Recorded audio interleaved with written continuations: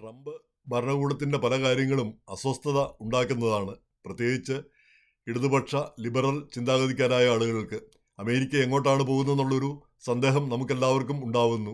ഈ രീതിയിൽ പോയാൽ അമേരിക്ക പഴയ അമേരിക്ക ആയിരിക്കുമോ എന്നുള്ളൊരു സന്ദേഹം പോലും ഉണ്ടാവുന്നു. എന്തായാലും ചരിത്രം ട്രംപിനെ ഏത് രീതിയിലായിരിക്കും അടയാളപ്പെടുത്തുക എന്നാണ് നമുക്ക് അറിയേണ്ടിയിരിക്കുന്നു. ഒരു 25-30 വർഷം കഴിയുമ്പോൾ ട്രംപിൻ്റെ ഭരണകാലത്തെ ഏത് രീതിയിലായിരിക്കും വിലയിരുത്തുന്നത് എന്ന് ചിന്തിക്കേണ്ടിയിരിക്കുന്നു. അപ്പോൾ ഇപ്പോൾ ഈ പോരാട്ടത്തിൽ അസ്വസ്ഥത ഉണ്ടാക്കുന്ന ഏറ്റവും പ്രധാനപ്പെട്ട കാര്യം വിദ്യാഭ്യാസ സ്ഥാപനങ്ങൾക്കെതിരായുള്ള പോരാട്ടമാണ്. അതായത് ഹാർവാർഡിനെതിരെയാണ് ഏറ്റവും ശക്തമായ പോരാട്ടം. കൊളംബിയയ്ക്കും മറ്റെല്ലാ യൂണിവേഴ്സിറ്റികൾക്കുമെതിരെ ഈ പോരാട്ടം നടക്കുന്നു. അപ്പോൾ ഹാർവാർഡിനെതിരെ പറയുന്ന പ്രധാനപ്പെട്ട ആക്ഷേപം അദ്ദേഹം ആൻറ്റി സെമിറ്റിസത്തിൻ്റെ, അതായത് ഇസ്രായേൽ വിരുദ്ധരുടെ ഏറ്റവും വലിയ കേന്ദ്രമാണതെന്നാണ് പ്രസിഡന്റ് പറഞ്ഞിരിക്കുന്നത്. അപ്പോൾ പിന്നെ ഇസ്രായേലുകാരോടും യഹൂദരോടും റിപ്പബ്ലിക്കൻ പാർട്ടിക്ക് എന്നു മുതലാണ് ഇത്ര സ്നേഹം തുടങ്ങിയതെന്ന് അറിഞ്ഞുകൂടാ. പ്രധാന കാരണം ഈ യഹൂദരെല്ലാവരും തന്നെ പിന്നെ ഡെമോക്രാറ്റുകളാണ്. അവർ ഡെമോക്രാറ്റിക് പാർട്ടിക്കാണ് സ്ഥിരമായിട്ട് വോട്ട് ചെയ്യുന്നത്. ചുരുക്കമായിട്ട് ഈ കഴിഞ്ഞ ഇലക്ഷനിൽ മാത്രമാണ് അവർ കുറച്ച് ട്രംപ് പക്ഷത്തേക്ക് തിരിഞ്ഞത്. അപ്പം ഹാർവാർഡിൽ എന്താണ് ഈ പിന്നെ യഹൂദ വിരുദ്ധത എന്ന് മനസ്സിലാവുന്നില്ല. കാരണം ഈ ലോകത്തിൻ്റെ നാനാഭാഗത്തു നിന്നും ഏറ്റവും സമർത്ഥരായുള്ള ഏറ്റവും മിടുക്കരായ വിദ്യാർത്ഥികളാണ് ഹാർവാർഡിൽ അഡ്മിഷൻ കിട്ടുന്നത്. അല്ലാതെ പിന്നെ ഉണ്ടെന്ന് പറഞ്ഞതുകൊണ്ടോ അല്ലെങ്കിൽ അതുപോലുള്ള കാര്യങ്ങളുണ്ടെന്ന് പറഞ്ഞതുകൊണ്ടോ അവിടെ അഡ്മിഷൻ കിട്ടണമെന്നില്ല. അപ്പോൾ ഇതിൽ ഏറ്റവും തമാശ പറഞ്ഞിരിക്കുന്നത്, ഇപ്പോൾ പുതിയ റിപ്പോർട്ട് വന്നിരിക്കുന്നത്, പ്രസിഡന്റ് ട്രംപിൻ്റെ ഇളയ പുത്രൻ ബാരൻ ട്രംപിന് ഹാർവാർഡ് പ്രവേശനം കൊടുത്തില്ല. അതിൻ്റെ വൈരാഗ്യം തീർക്കുകയാണെന്നാണ് ഇപ്പം ഉണ്ടായിരിക്കുന്ന ആരോപണം. പക്ഷേ മെലനിയ ട്രംപ് പറയുന്ന അങ്ങനെ ഒരു സംഭവമേ ഇല്ല. അവിടെ അപേക്ഷിച്ചിട്ടുമില്ല, അവിടെ ചേരാനായിട്ട് താല്പര്യം കാണിച്ചിട്ടുമില്ല എന്നാണ് പറയുന്നത്. അതെങ്ങനെയായിരുന്നാലും അങ്ങനെ ഒരു കോൺസ്പിറസി തിയറി ഇപ്പോൾ പുതുതായിട്ട് രംഗത്ത് വന്നിരിക്കുന്നു. അപ്പം ഹാർവാർഡിനെതിരെയുള്ള ഈ പോരാട്ടത്തിൻ്റെ ഇടയിലാണ് ഇപ്പോൾ എല്ലാ വിദേശ വിദ്യാർത്ഥികൾക്കും അഭിമുഖം കൊടുക്കുന്നത്, വിസ ഇൻ്റർവ്യൂ കൊടുക്കുന്നത് തൽക്കാലം നിർത്തിവെക്കാനായിട്ട് secretary of state Marco Rubio ഉത്തരവിട്ടിരിക്കുന്നത്. അതായത് ഈ അമേരിക്കയിൽ പഠിക്കാൻ വേണ്ടി അഡ്മിഷൻ കിട്ടിയ പിള്ളേർ അവർ ഈ വിസ ഇൻ്റർവ്യൂവിന് ഇറങ്ങണം. ആ വിസ ഇൻ്റർവ്യൂവിലാണ് അത് കിട്ടിക്കഴിഞ്ഞാൽ ഇവിടെ അഡ്മിഷൻ കിട്ടിയാലും ഇങ്ങോട്ട് പോരാൻ പറ്റത്തുള്ളൂ. അപ്പോൾ അവരെല്ലാം സ്വന്തം കാശ് മുടക്കി വളരെ പണം മുടക്കി വളരെ കാലമെടുത്താണ് ഇവിടെയുള്ള കോളേജുകളിൽ അഡ്മിഷനൊക്കെ കിട്ടുന്നത്, അഡ്മിഷൻ സംഘടിപ്പിച്ചെടുക്കുന്നത്. അപ്പോൾ എന്നിട്ട് വിസ ഇൻ്റർവ്യൂവിന് ചെല്ലുമ്പം ഇപ്പോൾ തൽക്കാലം ഇൻ്റർവ്യൂ ഇല്ല എന്ന് പറയുമ്പോൾ നമുക്കറിയാം അതുണ്ടാക്കുന്ന മാനസിക പ്രശ്നങ്ങൾ. അത് ഇന്ത്യക്കാരെ ഏറ്റവും അധികം ബാധിക്കുന്നതിൻ്റെ കാര്യം 3 ലക്ഷം ഇന്ത്യക്കാരോ മറ്റോ ആണ് ഓരോ വർഷവും ഇങ്ങോട്ട് പഠിക്കാനായിട്ട് വരുന്നത്. സ്വന്തം കാശ് ഉപയോഗിച്ചാണ് വരുന്നത്. അപ്പോൾ ഇവരൊക്കെ ഈ വരുന്നതിൻ്റെ ഉദ്ദേശം എന്താണ്? നമുക്കറിയാം, ഇവിടെ ഈ പഠിത്തം കഴിഞ്ഞ് കഴിഞ്ഞാൽ OPT, ഓപ്ഷണൽ പ്രാക്ടിക്കൽ ട്രെയിനിങ് എന്ന് പറഞ്ഞ് ഈ വെറുതെ ആർട്സ് സബ്ജക്റ്റ് ആണെങ്കിൽ 1 വർഷം ജോലി ചെയ്യാം, മറ്റ് സയൻസ് സബ്ജക്റ്റുകളാണെങ്കിൽ 3 വർഷം കൂടെ ജോലി ചെയ്യാം. അപ്പോൾ 3-4 വർഷം ഇവിടെ ജോലി ചെയ്യാം എന്നുള്ള ആ പ്രതീക്ഷയിലാണ് ഇങ്ങോട്ട് വരുന്നത്. അതിനുശേഷം അത് H1 വിസ കിട്ടണം അവർക്ക്. H1 വിസ അന്നേരം കിട്ടണ്ട, പിന്നെ H1 വിസ കിട്ടുകയാണെങ്കിൽ അവർക്ക് ഇവിടെ തന്നെ സ്ഥിരമായിട്ട് ജോലി ചെയ്യാനായിട്ട് പറ്റും. സ്ഥിരമായിട്ടല്ല, 3-6 വർഷം. അതിൻ്റെ ഇടയിൽ ഗ്രീൻ കാർഡിന് അപേക്ഷിക്കാം. അങ്ങനെ ഗ്രീൻ കാർഡ് കിട്ടുകയാണെങ്കിൽ പിന്നെ സിറ്റിസൺ ആകാം. ഇങ്ങനെ അമേരിക്കയിൽ തന്നെ തുടരാം. ഈ ഒരു പ്രതീക്ഷയിലാണ് മിക്കവാറും എല്ലാ വിദ്യാർത്ഥികളും ഇങ്ങോട്ട് വരുന്നത്. അപ്പോൾ അവരോട് ആരോടും ഇപ്പോൾ തൽക്കാലം വരേണ്ടതില്ല. ഇവരുടെ എല്ലാം സോഷ്യൽ മീഡിയ അക്കൗണ്ട് പരിശോധിച്ചിട്ട് ഇവരൊക്കെ സെമിറ്റിക് ആണോ എന്ന് അറിഞ്ഞിട്ട് വേണം വരാനെന്നാണ് ഇപ്പോൾ തീരുമാനം. അതായത് ഇസ്രായേൽ വിരുദ്ധരാണോ എന്ന്. അപ്പോൾ ചുരുക്കി പറഞ്ഞാൽ മുസ്ലിം വിദ്യാർത്ഥികൾക്കും ഇടതുപക്ഷക്കാർക്കും ഒന്നും ഇങ്ങോട്ട് വരാനുള്ള സാധ്യത തന്നെ ഇല്ലാതാകും. കാരണം ഇവരൊക്കെ ട്രഡീഷണലായിട്ട് പാരമ്പര്യമായിട്ട് തന്നെ ഇസ്രായേൽ വിരുദ്ധരാണ്. അപ്പം തീർച്ചയായിട്ടും അവരെയൊന്നും ഇങ്ങോട്ട് കടത്തിവിടേണ്ടതില്ല എന്നുള്ളതായിരിക്കാം ഈ തീരുമാനത്തിന് പിന്നിൽ നിന്ന് കരുതേണ്ടിയിരിക്കുന്നു. ഇപ്പം അമേരിക്ക തന്നെ മുസ്ലിം ജനസംഖ്യ വർദ്ധിക്കുന്നുണ്ട്. അത് ഈ 4-5% യഹൂദരുടെ ജനസംഖ്യ ഉണ്ട്. അത്രയും തന്നെ മുസ്ലിങ്ങൾ ഇവിടെ ഉണ്ടെന്നാണ് പറയുന്നത്. അപ്പം മുസ്ലിങ്ങളുടെ ശക്തി വർദ്ധിക്കുന്നു, അവരുടെ സ്വാധീനം വർദ്ധിക്കുന്നു. ഇപ്പം മിഷിഗൻ പോലെയുള്ള സ്റ്റേറ്റുകളിൽ അവരുടെ സ്വാധീനം വർദ്ധിക്കുന്നു. അത് യഹൂദരെ അസ്വസ്ഥതപ്പെടുത്തുന്നു. പല കാര്യങ്ങളും പലയിടത്തും, ഇപ്പം ന്യൂയോർക്കിൽ, ന്യൂജേഴ്സിയിൽ പാറ്റേഴ്സൺ പോലെയുള്ളിടത്ത് ഈ ബാങ്ക് വിളിയും ഒക്കെ അനുവദിക്കപ്പെടുന്നു. അപ്പോൾ അങ്ങനെ കാര്യങ്ങൾ മാറുന്നു. അപ്പോൾ ഇനിയും കൂടുതൽ വരാതിരിക്കാൻ വേണ്ടിയിട്ടുള്ളൊരു ശ്രമമായിരിക്കാം ഇതിന് പിന്നിലെന്നാണ് നമ്മൾ കണക്കാക്കേണ്ടിയിരിക്കുന്നത്. ഇതിൻ്റെ ഒപ്പമാണ് ഈ ഹാർവാർഡിൻ്റെ കാര്യം. അപ്പോൾ ഹാർവാർഡിന് കിട്ടുന്ന ഫെഡറൽ ഫണ്ടിങ്ങും ആദ്യം ഹാർവാർഡിനെതിരെ ശക്തമായിട്ട് പ്രസിഡന്റ് രംഗത്ത് വന്നു. അതിനുശേഷം ഈ ഓരോ തരം ഗ്രാൻറ്റുകൾ, അവിടെയുള്ള റിസർച്ച് ഗ്രാൻറ്റുകളും മറ്റതും മറിച്ചതുമൊക്കെ നിർത്തലാക്കാൻ തുടങ്ങി. പിന്നീട് 3 ബില്യണോ മറ്റോ ഫെഡറൽ ഫണ്ടിങ് യൂണിവേഴ്സിറ്റിക്ക് കൊടുക്കുന്നത് അത് നിർത്തലാക്കി. ഇപ്പോൾ ഫെഡറൽ കോൺട്രാക്റ്റുകളെല്ലാം കൂടെ നിർത്തലാക്കാനായിട്ട് പറഞ്ഞിരിക്കുന്നു. അപ്പോൾ അതിനെതിരെ കാരണം ഈ ആൻറ്റി സെമിറ്റിസത്തിൻ്റെ കൂടാണതെന്നാണ്. അവിടെ യഹൂദ വിദ്യാർത്ഥികൾക്ക് സമാധാനമായിട്ട് പേടിക്കാതെ പഠിക്കാൻ പറ്റില്ല. അപ്പോൾ അതിനെതിരെ ഇന്ന് ഹാർവാർഡിൻ്റെ പ്രസിഡന്റ് അലൻ ഗാർബർ അദ്ദേഹത്തിൻ്റെ ഒരു NPR നാഷണൽ പബ്ലിക് റേഡിയോയിൽ അദ്ദേഹത്തിൻ്റെ ഒരു പ്രസ്താവന ഉണ്ടായിരുന്നു, അദ്ദേഹത്തിൻ്റെ ഒരു ഇൻ്റർവ്യൂ ഉണ്ടായിരുന്നു. അദ്ദേഹം പറയുന്നത് ഈ വിദ്യാഭ്യാസ സ്ഥാപനങ്ങളിൽ ആളുകൾ ഇന്നത് പറയണം, ഇന്ന രീതിയിൽ പ്രവർത്തിക്കണമെന്ന് പറഞ്ഞാൽ അതെങ്ങനെയാണ്? അഭിപ്രായ സ്വാതന്ത്ര്യത്തിൻ്റെ ഒരു പ്രശ്നമുണ്ട്. ഓരോരുത്തർക്കും ഓരോ അഭിപ്രായങ്ങളുണ്ട്. അത് പ്രകടിപ്പിക്കാനുള്ളൊരു വേദിയുമാണ്, പേടിക്കാതെ പ്രകടിപ്പിക്കാനുള്ളൊരു വേദിയുമാണ് അക്കാദമിക് സ്ഥാപനങ്ങൾ. പ്രത്യേകിച്ച് ഈ അധ്യാപകർ അവരോട് ഇന്ന രീതിയിൽ ചിന്തിക്കാവൂ, ഇന്ന രീതിയിൽ പ്രവർത്തിക്കാവൂ എന്ന് പറഞ്ഞാൽ അപ്പോൾ അവർ പേടിയാവും, അവർക്ക് കാര്യങ്ങൾ ചെയ്യാൻ പറ്റാതെ ഒരു അവസ്ഥ വരും. അപ്പോൾ അങ്ങനെ വന്നു കഴിഞ്ഞാൽ ആ സ്വാതന്ത്ര്യമില്ലെങ്കിൽ, ഈ അക്കാഡമിക് സ്വാതന്ത്ര്യമില്ലെങ്കിൽ പിന്നെ ആ വിദ്യാഭ്യാസ സ്ഥാപനത്തിൻ്റെ പ്രയോജനം തന്നെ ഇല്ലാതായി പോകുമെന്നാണ് പറയുന്നത്, അദ്ദേഹം ചൂണ്ടിക്കാട്ടിയത്. അപ്പം പ്രസിഡന്റ് ട്രംപ് അനുകൂലികളും പറയുന്നത് അവിടെ ഈ DEI ഡൈവേഴ്സിറ്റി, ഇക്വിറ്റി, അങ്ങനെയുള്ള കാര്യങ്ങളെല്ലാമാണ് അവിടെ നടക്കുന്നത്. ഈ ന്യൂനപക്ഷങ്ങൾക്കും മറ്റുള്ളവർക്കും എല്ലാം പ്രത്യേക ആനുകൂല്യങ്ങൾ കൊടുക്കുന്നു.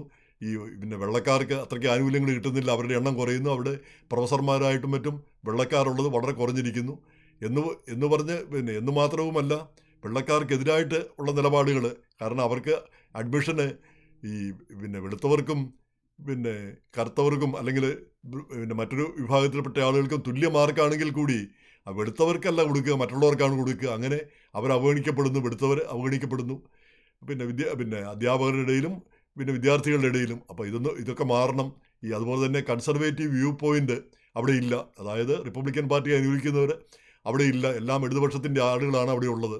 അപ്പോൾ വിദ്യാർത്ഥികൾ നമുക്കറിയാം, ആ പ്രായത്തിലുള്ളവരെല്ലാവരും ചൂടന്മാരും വലിയ വിപ്ലവകാരികളുമായിരിക്കും എന്ന് കരുതി അവരെല്ലാം ഭാവിയിലും അങ്ങനെ ആകണമെന്നില്ല. നമ്മളൊക്കെ തിരിഞ്ഞു നോക്കുമ്പോൾ അറിയാം, നമ്മുടെയൊക്കെ ചെറുപ്പകാലത്ത് KSU ആയിരുന്നാലും SFI ആയിരുന്നാലും ഒക്കെ ഒരു ചൂടൻ കാലമാണത്. അന്ന് വലിയ മാറ്റങ്ങളും വലിയ കാര്യങ്ങളും ഒക്കെ പറഞ്ഞുകൊണ്ടിരുന്ന ആളുകളാണ് പിന്നീട് മാറിപ്പോകുന്നത്. അപ്പോൾ വിദ്യാഭ്യാസ കാലത്ത് എല്ലാവരും ഇങ്ങനെയൊക്കെ തന്നെയാണെന്ന് മനസ്സിലാക്കേണ്ടത് ഈ ഭരണകൂടമൊക്കെ മനസ്സിലാക്കേണ്ട കാര്യമാണ്. പക്ഷെ അവരത് മനസ്സിലാക്കുന്നില്ല എന്നുള്ളതാണ് സത്യം.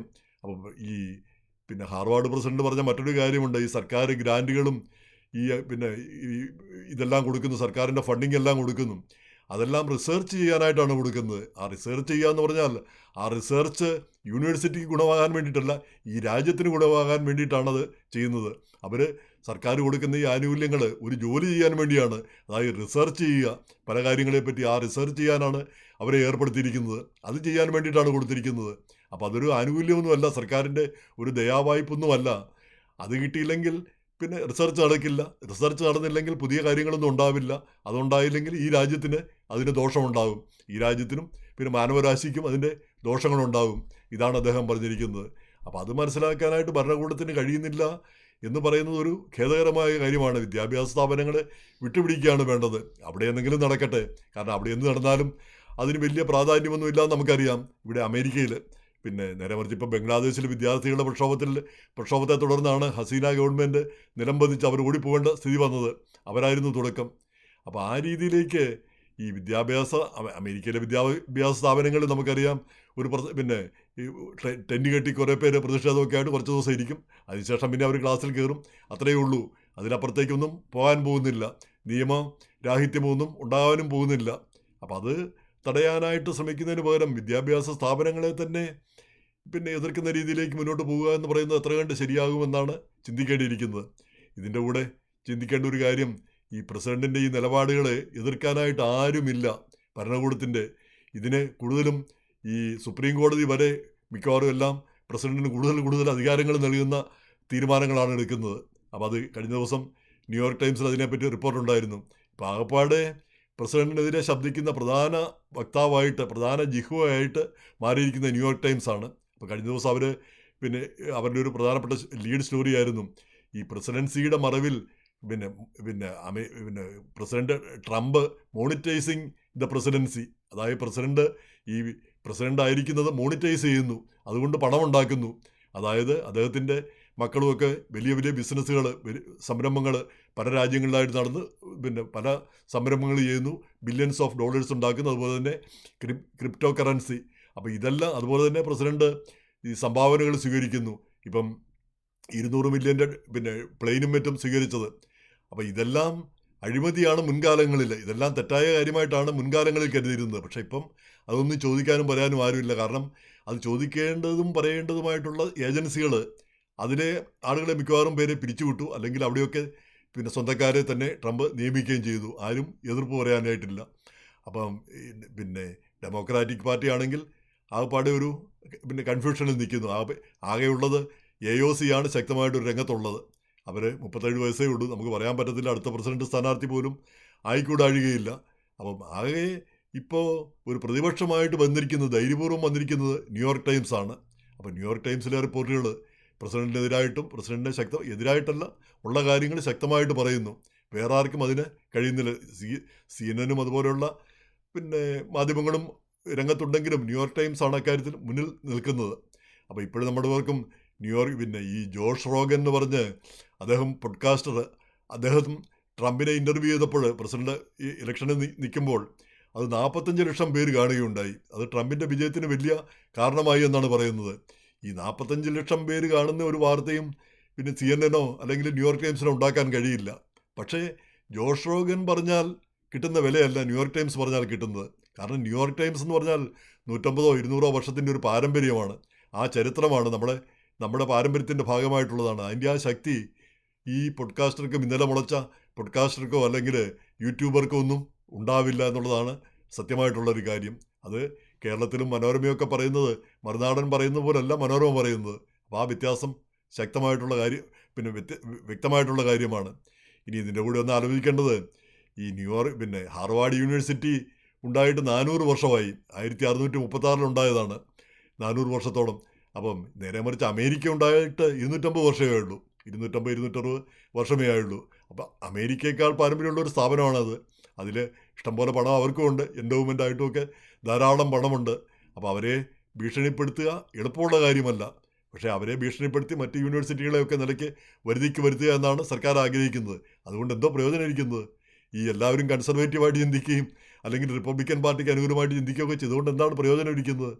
അതാണ് മനസ്സിലാവാത്ത ഒരു കാര്യം. സർക്കാർ എന്തിനു വേണ്ടിയാണ് ഈ നിഴൽ യുദ്ധം നടത്തുന്നത് എന്നാണ് മനസ്സിലാവാത്തത്.